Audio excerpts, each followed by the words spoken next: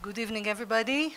I'm Ilah ben Pourat, and I'm really honored to have with us tonight Hervé Telier. Hervé is and Yaron Sivan. Yaron, I will start with Yaron because I will talk more about Hervé.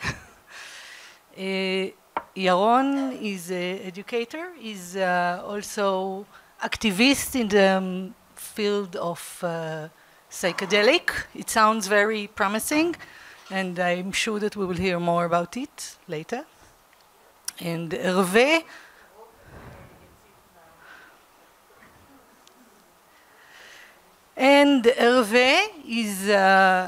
is an author, he's a playwright, he's a member of the Olimpo, which is, we will talk about it soon. And his last book, L'Anomalie, the Anomalia, he won the Goncourt Prize for 2020, which is a big event, and this is a lovely book, and we will discuss the themes of this book tonight. But I have to say that the timing is really not perfect because the translation to Hebrew of this book was published only 2 weeks ago. So, so I'm not sure that everybody really had the time to read it. It's a wonderful book. We will discuss this book in large soon. And is there anything I forgot to say now? The book. Let's talk about this book specifically. This book was a big event, word event, because it was translated after winning the Goncourt. It was translated into more than 45 languages and sold more than 1.5 million copies, which is really, it's really a big event, literary event. And as we know, the biggest sign that a book is really successful, ironically, is to be transmitted to TV, to a series. So that's also happening. It's going to be Netflix, if I'm not mistaken. You don't know? Okay. You will know, I'm sure. So this book is really a great success, and not without a reason, because it's a wonderful book. And I think maybe the first question I would like to ask you is, how is it to be so successful? How does it feel? In the book, I use the sentence, getting success after 50 is like in getting mustard at the moment of the dessert.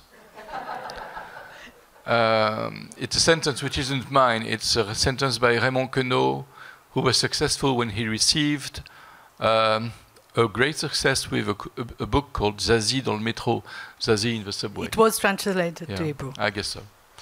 And so I'm more than 50.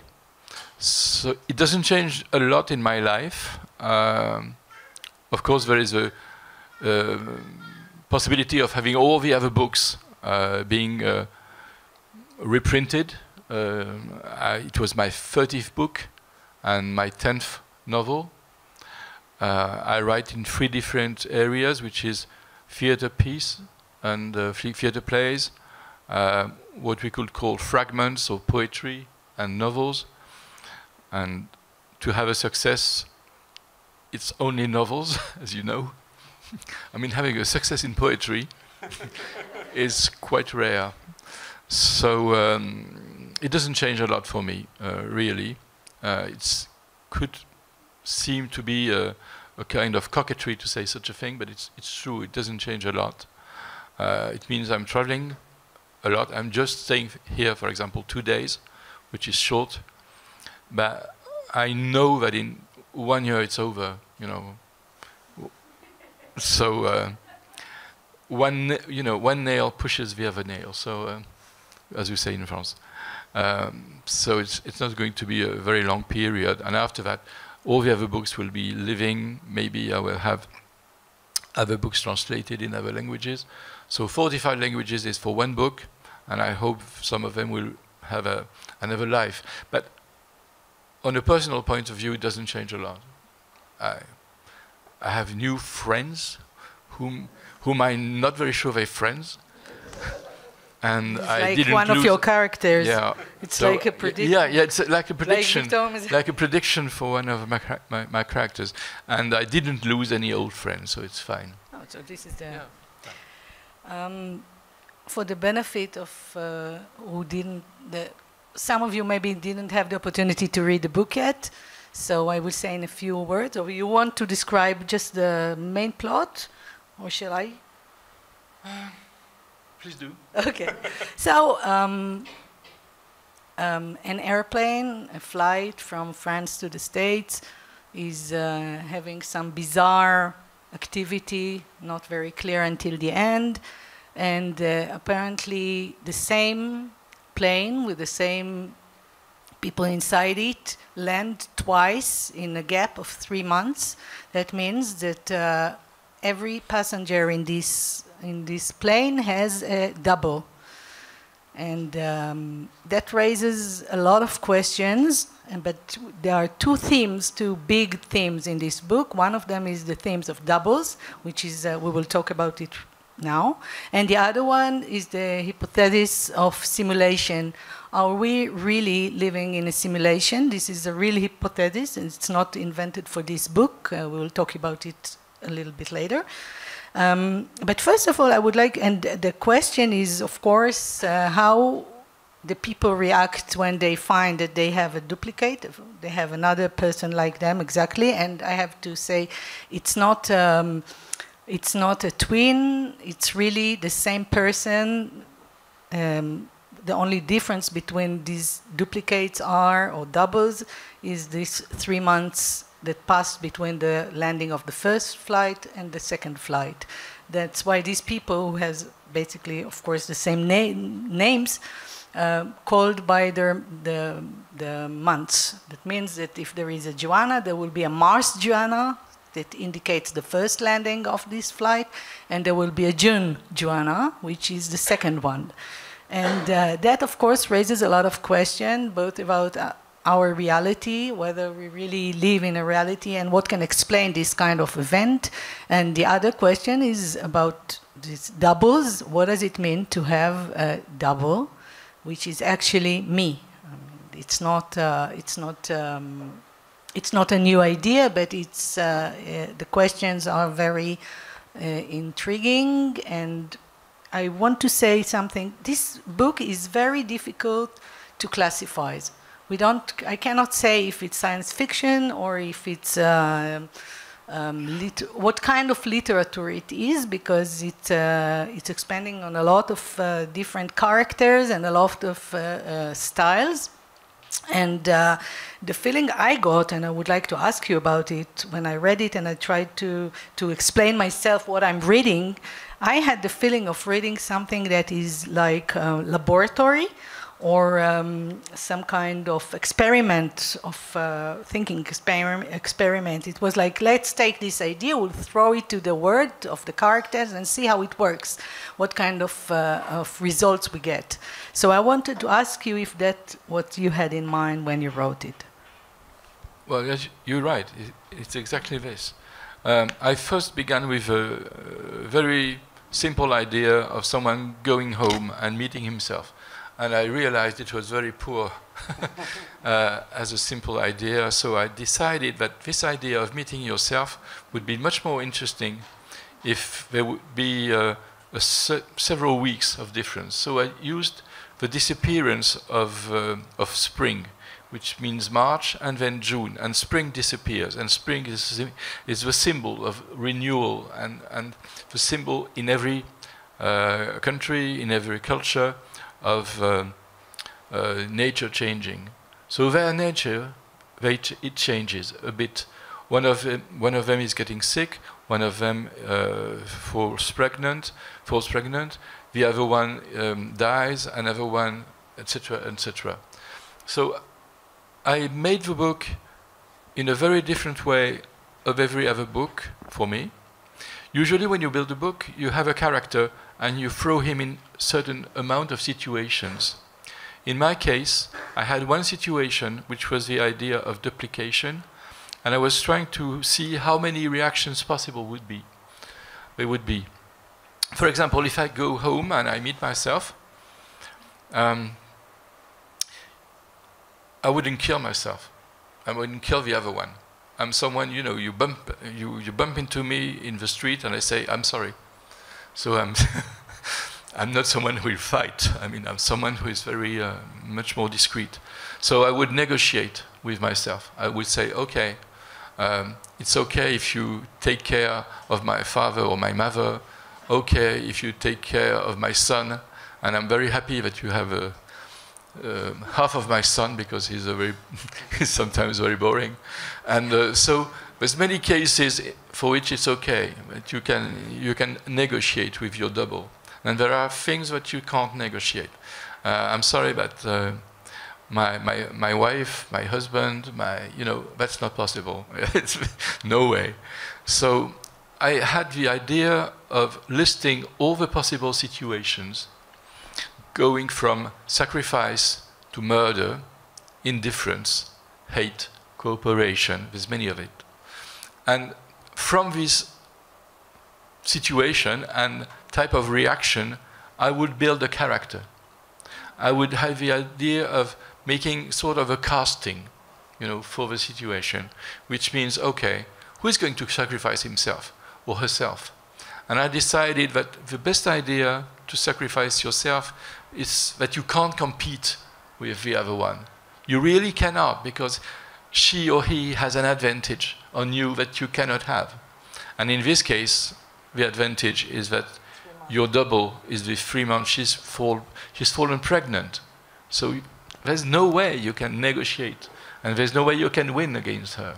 So this is one of the ideas, is building the casting. After building the casting, how do you make the reader go from one character to the other one?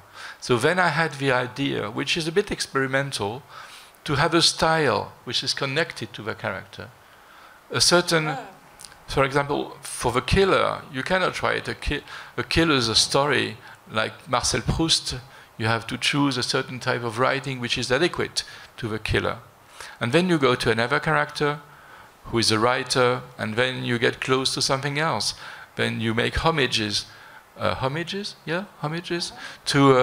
some styles you always liked. So I like Chandler, I like Proust, I like other type of writers, and all of them were in the book. Even, for example, when a chapter is a homage to Joyce Carol Oates and the New American Martyrs, which is a book I read 4 or 5 years ago. So I built the story of the confrontation, and then I built the casting, and for each casting I made a certain style. But as I didn't want a very experimental book, because I didn't want the reader to be too much, shocked or to stop his reading, I wanted to have something which would be very fluid in the writing. It's a real page turner. I hope so. It is. Yeah. So I didn't want to stop the reading going from one chapter to another one, even if the story is very different, even if the style is different. I wanted to see that it was possible to go from one type of book to another type of book. And my reference for that was my favorite writer, who is Italo Calvino.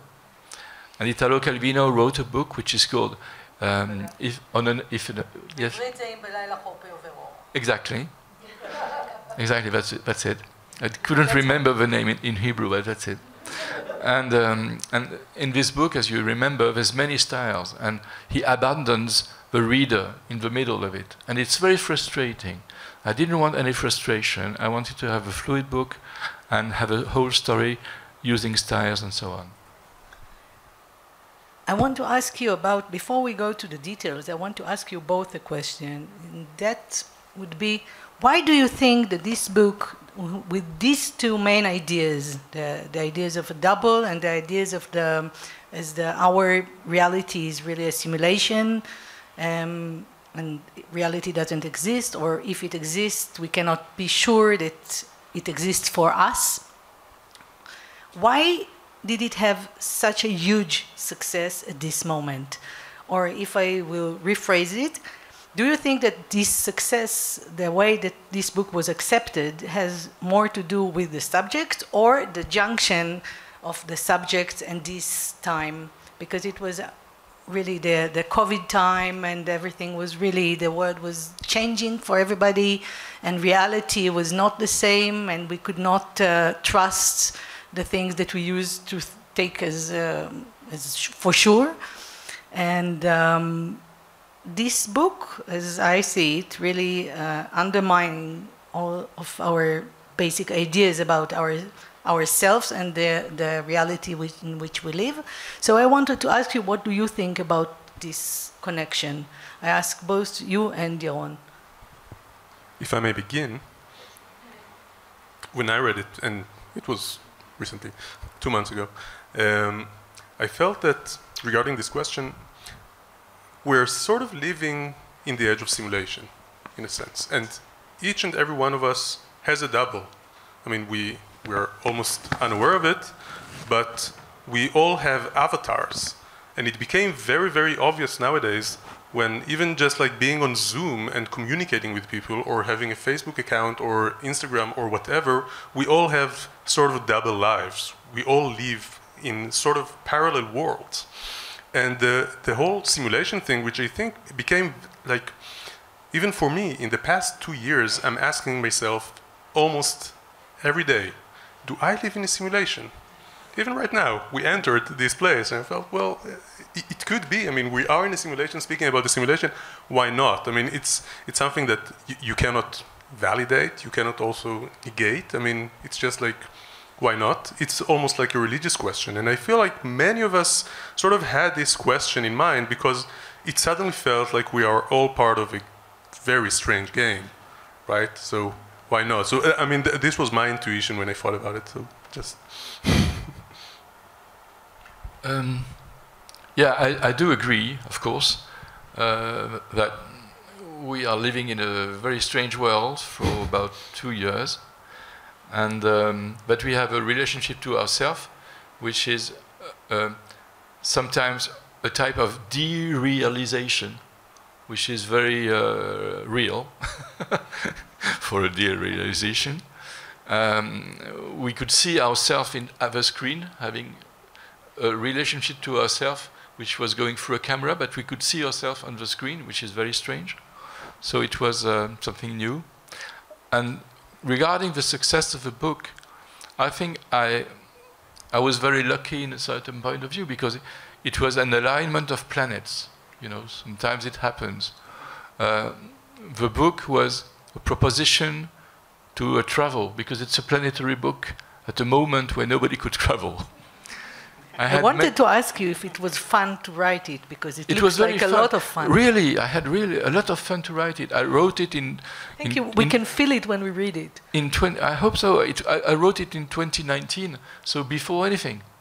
So when everything happened, I was surprised because there was some reminiscence of what's going to happen inside the book, yes. Even if I didn't know it. Even the word coronavirus was inside, and it was already inside.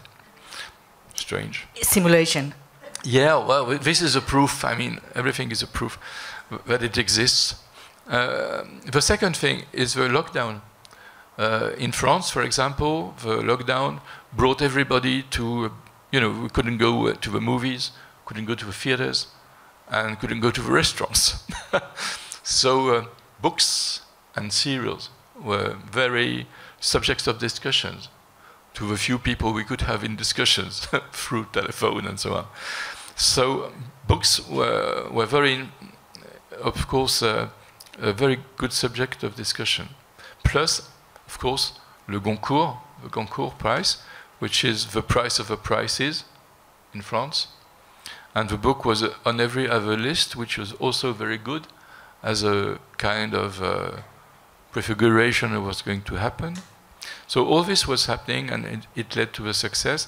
But I think the success comes also from the proposition of the book. It is a proposition of thought, so it was a subject of discussion, which is important for a cultural object, to be a subject of discussion.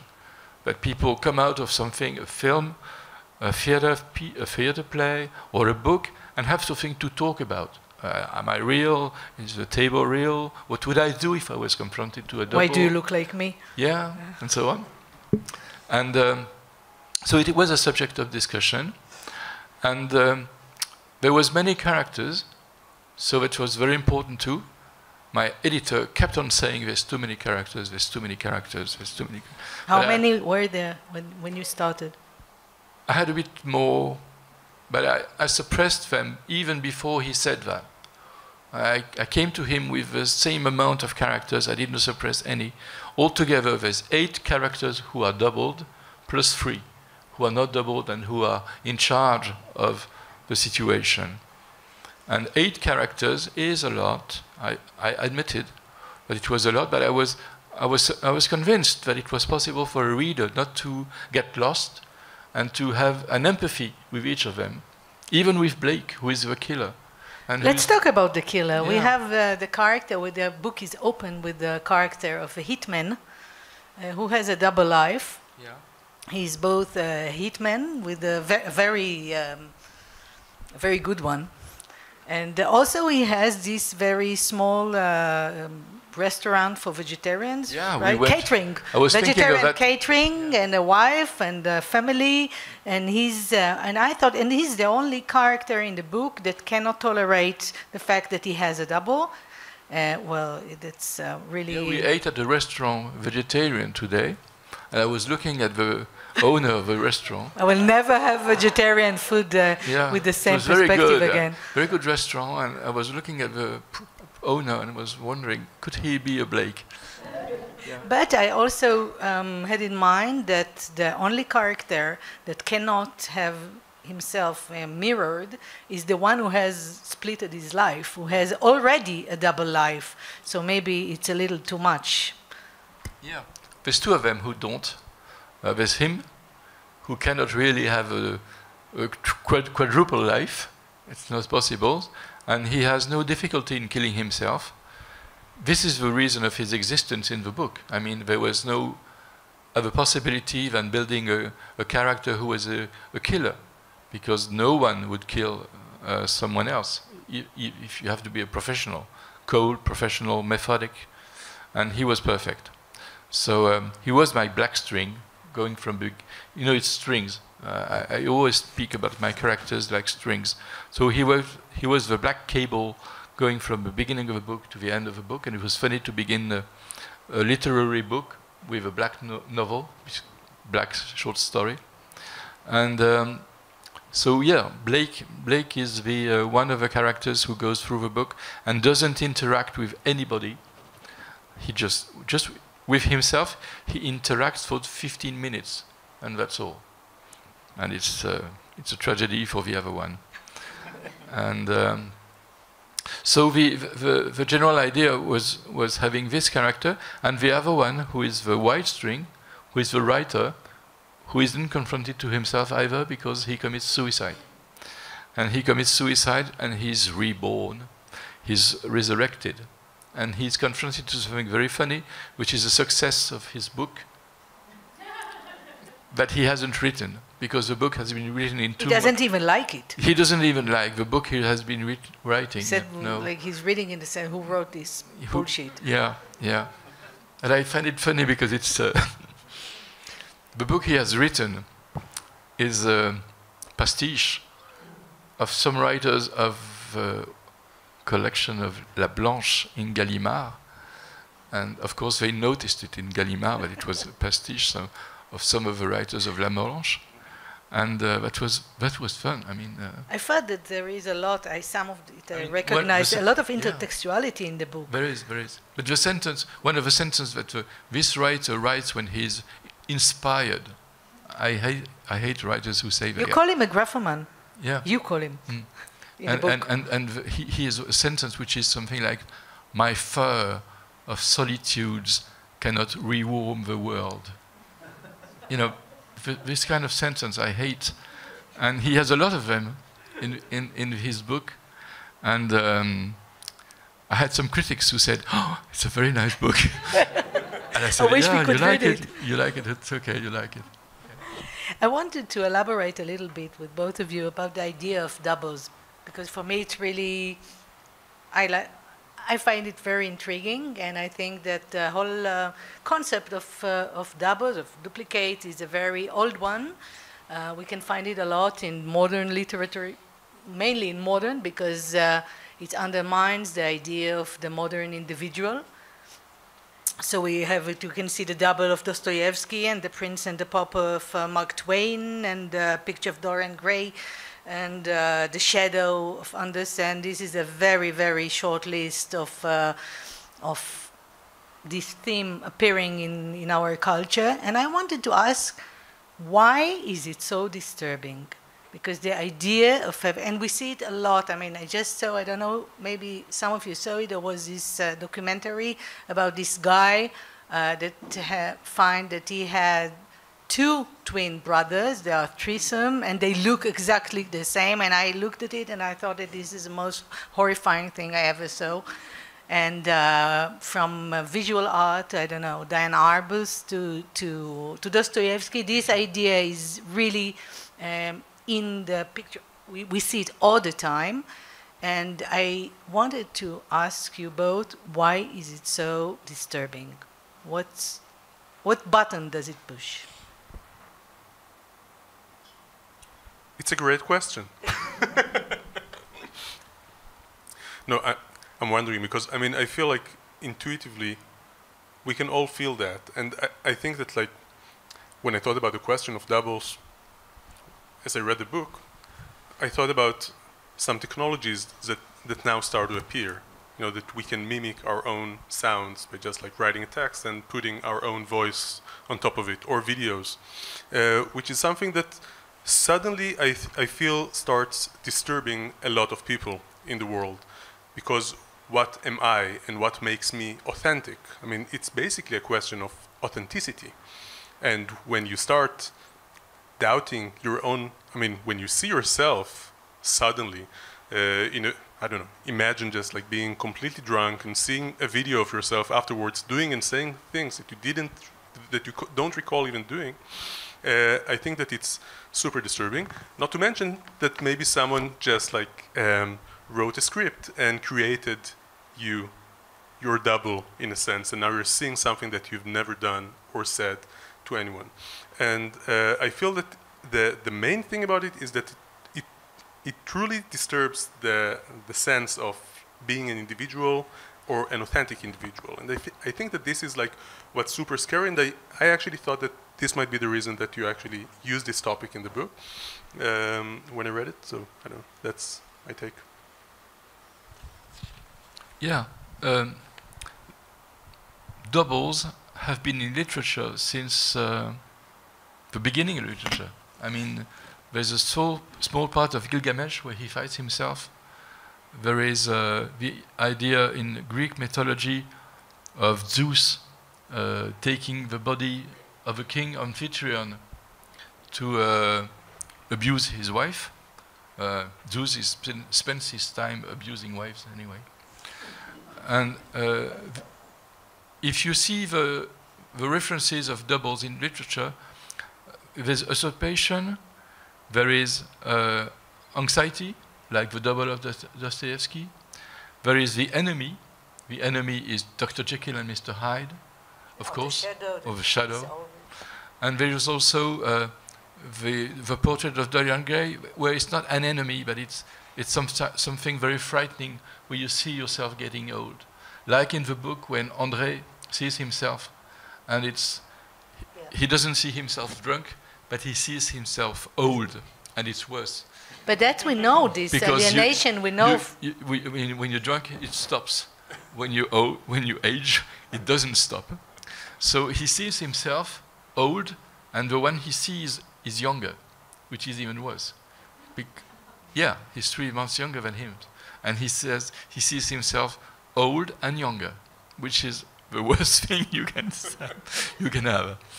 So, of course, the idea is it's very troubling because of all you said, and the idea that maybe you don't know yourself. And seeing yourself is something very new. When you go in front of a mirror, when I shave in the morning, I look at myself, but it's kind of a, it's like a little animal that you have apprivoisé, I don't know the term in English. You have tamed, so you have tamed yourself. And you smile, and it's okay, you shave, but you don't want to stay too long. So, but if you look at yourself, nothing is tamed. It's you directly. And there's no way of cheating. And we always cheat. And in this case, you see really yourself. And I had this idea that we never hear, for ages we have never heard of our voice, for example. Because the voice we have is mediated by the bones, by the mouth. It's new that we can hear our real voice through to see what we look like. To see what we look like. There were mirrors for a long time, but hearing your voice is new. I mean, people discover that their voice is deeper or higher than they thought. So you discover a totally new you, and this is extremely disturbing, I think. I wanted to say something about it. Go on. I just wanted to say about the mirrors that I thought of adding something in the psychedelic experience. People, especially when they take psychedelics in their houses, they tend to cover the mirrors because there's something very, very strange in seeing yourself under the influence of, for example, LSD. You suddenly see yourself, in a sense, for the first time. And it's very, very hard to differentiate. As you said, we're tamed. We're used to seeing ourselves in the mirror. But imagine how it feels like for a baby, for the first time, to see himself. We all have our mirror face. Let's face it. Yeah, that's We don't know what we look like. We know what we look like with the face that we do in front of the mirror. Yeah, that's also true. But for a baby, seeing himself or herself in the mirror for the first time is a very, very interesting and strange experience that we don't know exactly what they feel, right? They cannot utter their emotions at the moment. But as adults, we can actually be in that stage. I mean, we can take a psychedelic, see ourselves in the mirror, and trust me, you won't feel an hour passing by, and you're still standing in front of the mirror, just like getting to know yourself, in a sense. So there is something, I mean, it's disturbing on the one hand. On the other hand, it's fascinating. I mean, there is something so interesting in having a double. So interesting in seeing yourself from a different angle. We never see ourselves, actually. I want to suggest something because I also try to understand.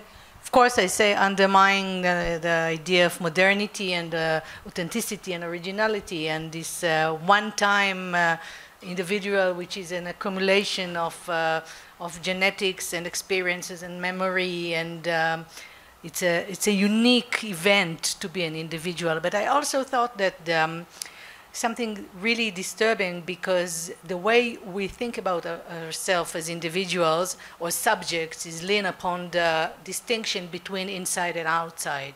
It means that we have this interior world that nobody knows about, and the whole modern psychology is built upon this idea that I have something inside that I have to articulate in order to understand myself. Now, if I have someone else who has the same inside, this is devastating, really. I mean, the idea that someone has all my interior world and it's no longer mine, that is really, really scary. It's not. You talk about it twice in the book.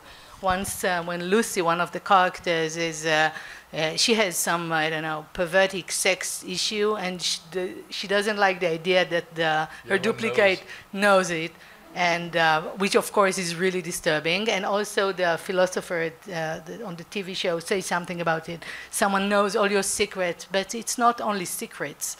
It's about the feeling that I have some contours, I have some limits, and when this is involved, someone is getting in and he has the same thing. This is really, really devastating. But I want also to say that at the same time, and this is connecting to what you say, Yuval, that is really disturbing idea, this is also a very, very appealing idea. Now, think about when you are a kid, you always have a fantasy about having a twin brother. You really want to find your duplicate. I mean, this is, look, Erich Kästner, for example, or Akfula, Lisa and Lottie, it calls in English. The idea that you can be doubled is also very appealing, because that means that someone at last will understand me. This whole idea about communication is the same thing about the inside and the outside. Why are we going to therapy? We need someone to listen to the way we articulate the inside. But we know that no one will never really understand what it means to be me. It's impossible. But if you have a duplicate, then you have a partnership. Then I think this is also why this is so, we are ambivalent about this idea. It's not only devastating, it's not only appealing, but it's both appealing and disturbing at the same time.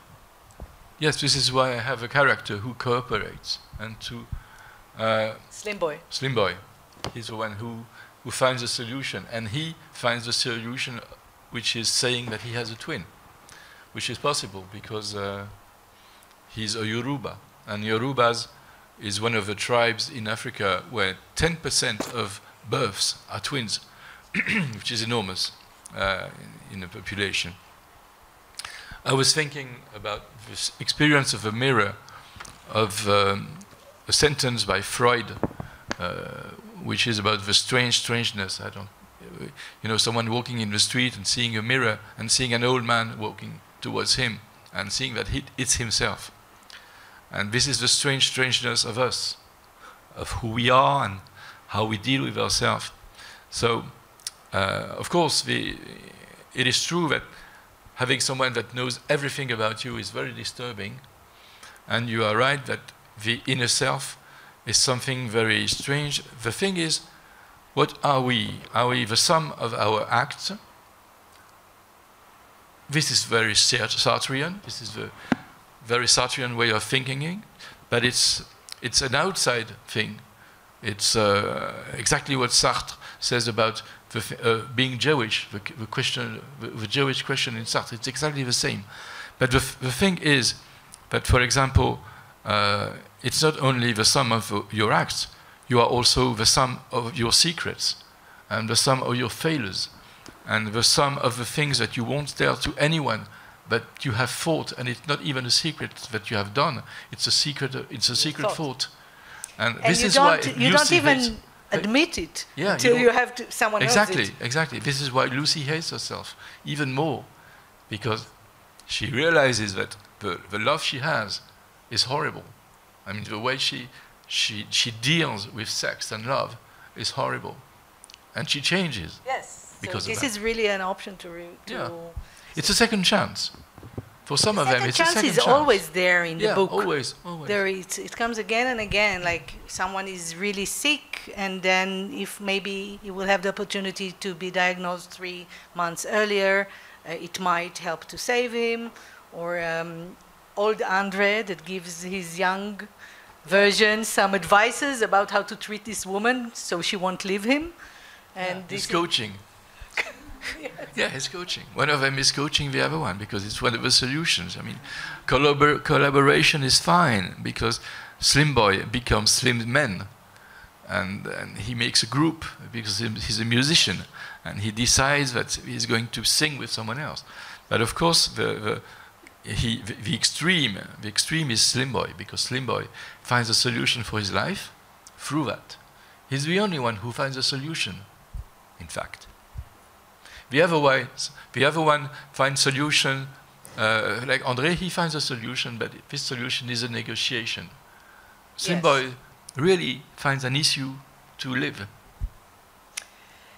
I wanted to ask you furthermore about this 3 months gap, because I think that, let's take the character of Joanna. There is, the whole idea of romantic love is based upon the idea of one of a kind junction or meeting between two individuals, authentic, specific individuals that can only happen in the way it happens. And here we have this guy that his wife is doubled. But I think that in this case, the fact that you give them 3 months advance is really solving the problem. You said it yourself. One of them is pregnant, so of course we understand that she has some advantage, and she's the one who will stay. The other one would leave. But what if the 2 planes would come at the same time?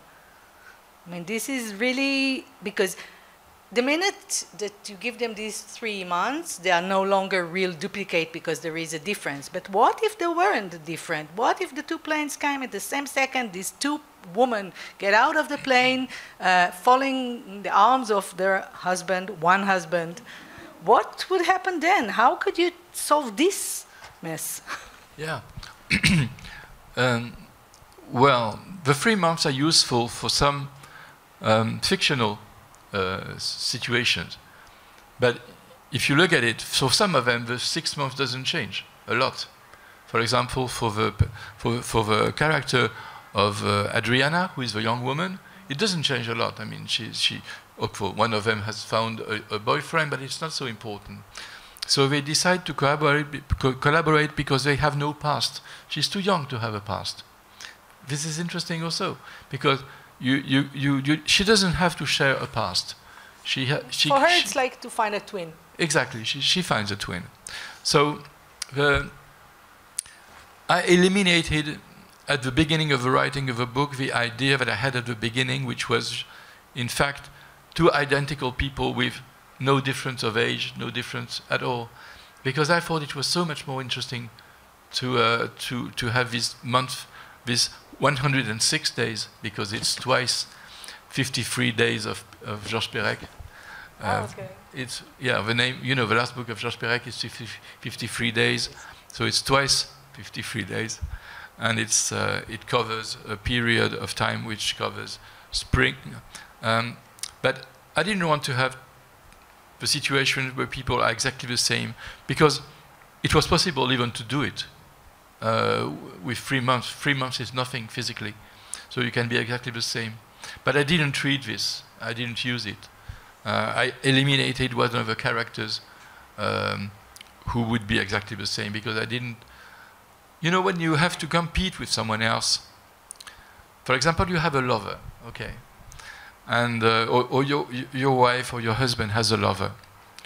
How do you reconquer your wife? By being yourself, by being as much as you can yourself. Or the other way. Or maybe to change, okay, but if you have to change, you're going to lose the person, I think, because you can only be yourself more. That's the best thing you can do, is being yourself more. Maybe that's why she has a lover. More intense. Yeah, exactly. Because maybe she has a lover because you are not yourself enough. Or too much. Or too much. So the general idea, if you compete with yourself, it's difficult to be more yourself than yourself. So the idea of having a wife or a husband, having twice, I didn't see how to treat it very simply. And I could have used it because, as I said, I could have a character who didn't change at all, with whom nothing would have changed in his past and future, but I didn't use it. Really, the idea of a second chance and the idea of success and not success was important. But taking Johanna, what was interesting for me was to build something which is opposite of Stendhal. You remember in Stendhal there is this general idea of crystallization, which is giving to someone that you meet all the aspect of a crystal, shiny, and she has all the qualities, or he has all the qualities that you throw on her or on him because you just met. And the idea of Johanna is that she goes into something which is deconstruction, decrystallization, which is taking away from the husband, the man she loves, all the crystals that she has thrown on him, and trying to destroy everything that made her love him. To be free again and to have a new future, she needs to have a new past. And that was interesting for me, to read the past again, to destroy it. I want to add on this point of the practice, because that's what we are talking about. We have this idea now how we deal with this reality. One thing that I really liked about it, and I thought it's really very truth, is that we have this idea, and it goes both on the duplicates and the doubles and the simulation. And that means that our human character and nature is really stronger than all the ideas, because the idea of a double, just as the idea of simulation, undermines the idea of existing, of being individual, authenticity, whatever, all the things that we just mentioned. But eventually, when this happens, people deal with it. It's not that you think, well, what a devastating idea, I will die if I meet someone who looks like myself again, or we stay, I don't know, years in front of the new me and contemplate about human nature. But no, eventually you have this human being, and you have now to arrange how we split the hours with the children, how we go there. There is a lot of things that we call the bank, who has the bank account, and human nature is just dealing with stuff, and it happens. The same thing happened with the simulation. There is this couple, Adrian and Meredith, and he's very much in love. They're not one of the doubles. They are responsible, as you call them. And she's really disturbed by the idea that she's living in a simulation, and she's going there and having all this terror, trying to understand the implications of the idea about her life, how it could be this and that, and what it means about her inside and about her family and about her life. And he's just looking at her, saying all this, and said, she's so perfect. I'm so much in love with her. Even when she's really angry, she's the most beautiful woman, and this kind of stuff. I mean, like, human nature is when you really have to react, and I think this goes along also with COVID, because if someone would have told us that for, I don't know, 2 years we would not be able to fly, and the whole world will be different, it sounds so unbelievable, but when it happens, we deal with it. So do you think that, did you do it on purpose? That's what I want to ask. Well, there's a sentence that I always remember. It's Dostoevsky, who says, "Man gets used to anything. Man is a being that gets used to anything," and it's true, and fast, which is true. I mean, you get used to get old, you get used to be crippled, to be deaf. It's hard, but you get used. And it's a good thing. Yes, it's better. For surviving, it's necessary. For surviving, it's necessary. So we are beings of denial. And this is my general point of view, to be being of denial, which is necessary. It would be better if we were not, for the climate, for example, for the global warming. It would be better to take into account the reality, but we don't. So this is the other thing that I was interested in, which is what do we do with reality, and how do we manage to be active. This is why I used the metaphor, which I like a lot, of Pandora's box. Pandora's. And it depends on the traduction. Anyway, she has. You remember it. She opens the box, and all the evil of humanity goes out: hunger, war, hate, and there's something that stays inside, something very small, and she manages to cover the urn again before this thing escapes, and it's the worst evil of humanity, and it's hope. It's elpis, it's hope. And it's the worst that humanity can have, it's hope. It's hoping that tomorrow will be better than today. And it's not true, nothing goes better. And this idea has always, I don't know, it has always driven me to a reflection, to why this myth is so strong. Elpis. Let's talk, let's say we don't have a lot of time, but let's try to say something about this hypothesis of simulation. And I think that Yaron, we talked about it before, and you had some very nice ideas about it. So maybe you want to start. Do I have to say what it is? Everybody has seen Black Mirror. Maybe you can shortly represent the idea of simulation. Oh, yeah. Well, when I wrote the book, I wanted to write something so very materialistic, and it reminded me a conference I saw 20 years ago by Nick Bostrom, whom I met from Oxford. Now he's a teacher at Oxford, and he's a thinker of transhumanity. And he had this idea 20 years ago, which is that we probably live in a theory, in a simulation, because his theory was, it's very easy to understand. Either all civilizations disappear because they are technical and they destroy their planets. That's what we're doing. Some of them survive and they become hyper-technical. Okay, one on 1,000. They survive.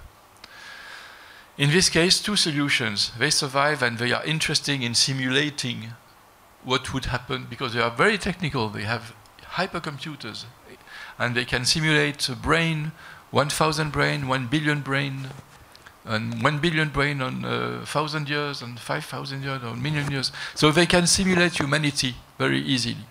In 5 weeks of training, you see what happens to Neanderthal if he had survived. And either they are not interested. In this case, they don't simulate anything. But if they simulate, the idea of Bostrom is very easy. Why hasn't it already happened? We are in a world where it has happened. And it's probably not us who are going to simulate Neanderthal in 30 years because we have computers to do it, but it's already Neanderthal who is simulating us to see what these assholes of Cro-Magnon have done to the planet, being so aggressive and being so violent. And so this is a very inversion of paradigm, and it's very efficient. And I saw recently in Scientific American that the probability that we were in a simulation was 47%. And I was so happy of 47. I would have been so much so anxious to see 51. Just for 4%, I was very happy, but it's the majority. We still have some chance to be original. There's a chance to be original. Oh, yeah, that's the general idea.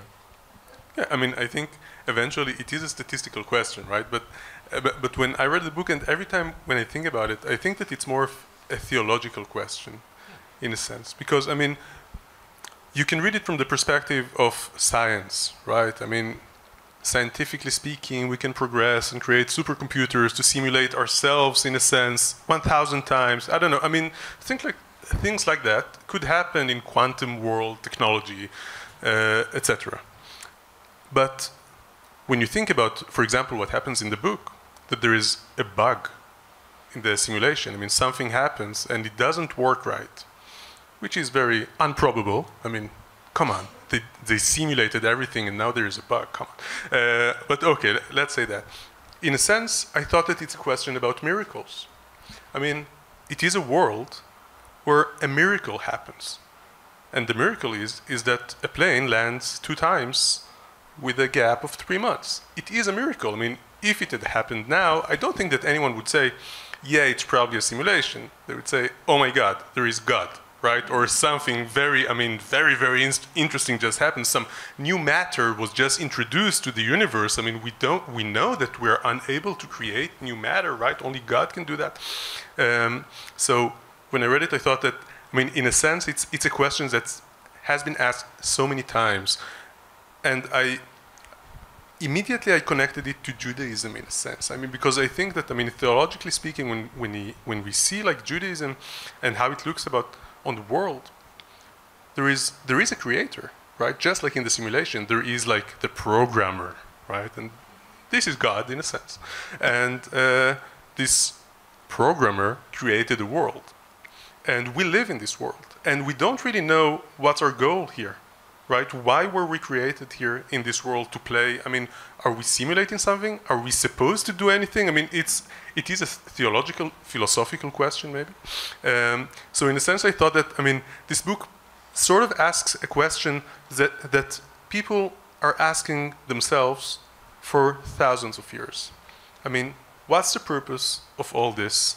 Everything seems like a miracle. In this book, I mean, it's a miracle in a world where no miracles can happen, right? Because we're all like, okay, there is science, we understand more or less how everything works. We just need to understand what the Newton is doing with the proton, but whatever. If we get this, we understand the universe, and suddenly we don't understand the universe, and we have to ask ourselves, why?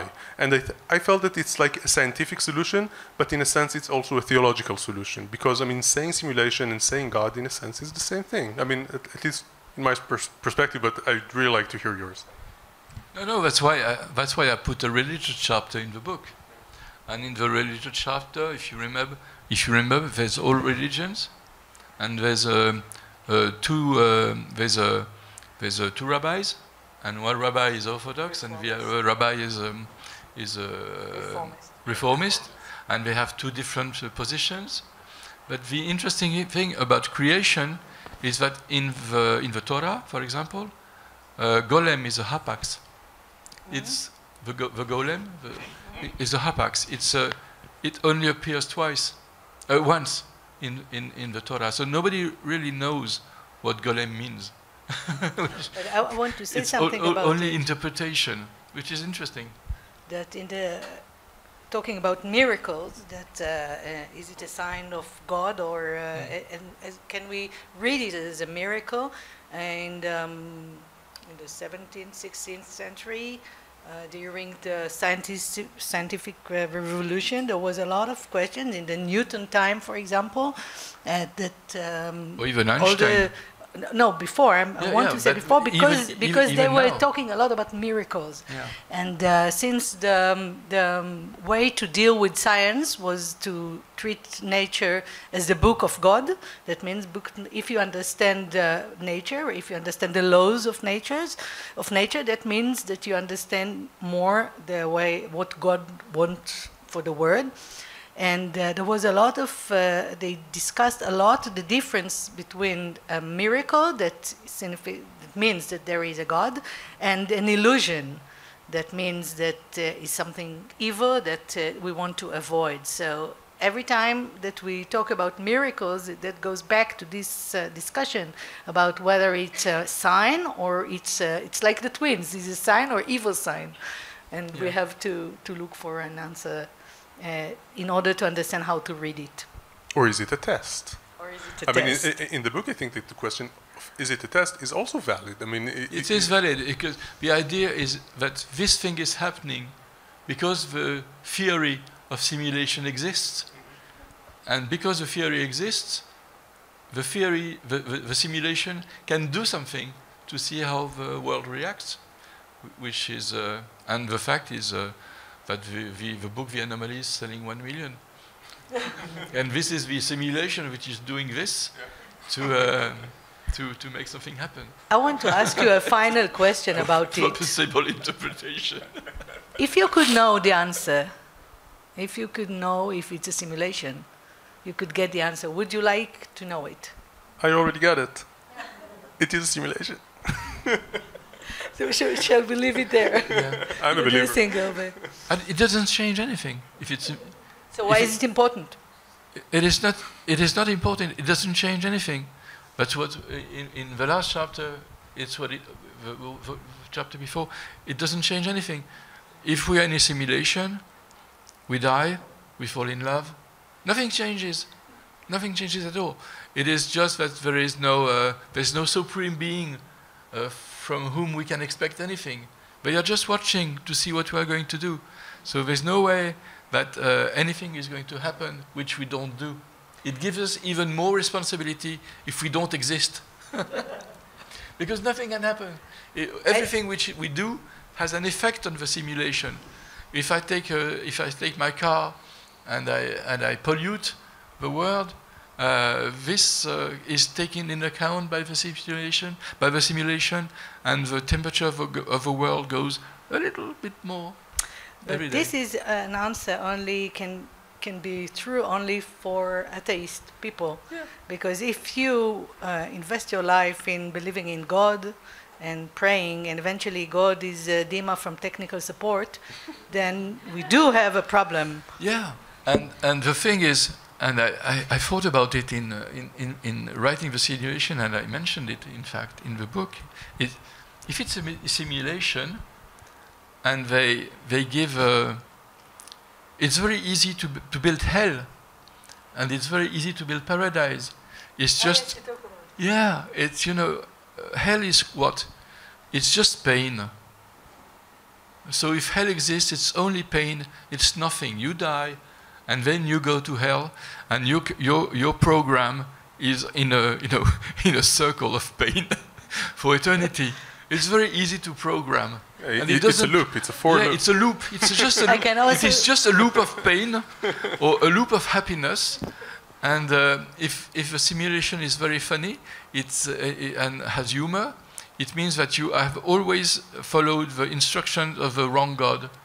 So you were Muslim, you should have been Jewish. You were Jewish, you should have been Hinduist, and you Hinduist, you should have been Christian, and you are always wrong for everybody, and everybody goes into this loop of pain at the end. And I thought it was at the same time horrible, and at the same time very ironic. And I think it's a possibility. It's You know that Nick Bostrom in the last years is really very terrified by the idea of the consequences of artificial intelligence taking over the world. So maybe the simulation is running, the owner of the simulation might be not human. No, it's well, the idea of IA, in artificial intelligence, is very frightening. It is He's saying that we are on the verge of catastrophe, but he's always saying I think he's right. I think he's right. Google just announced today, I think, that they reached human level of artificial intelligence. Yeah. It was today or yesterday. Yeah. So, Ray Kurzweil. yeah. Ray Kurzweil said that. I knew Ray Kurzweil. I made his interview 30 years ago. And he was predicting everything which is happening now 30 years ago. Well, he was part of the simulation. Yeah, he was one of the programmers, probably. I think he's simulated. The guy is simulated, obviously. Okay. Thank you so much, Ove. You have another... Not now, but very at soon 8:30. Soon enough, yeah. Soon enough. So I think this is the time to end, and thank you so much. It was very interesting. Thank you, Viron.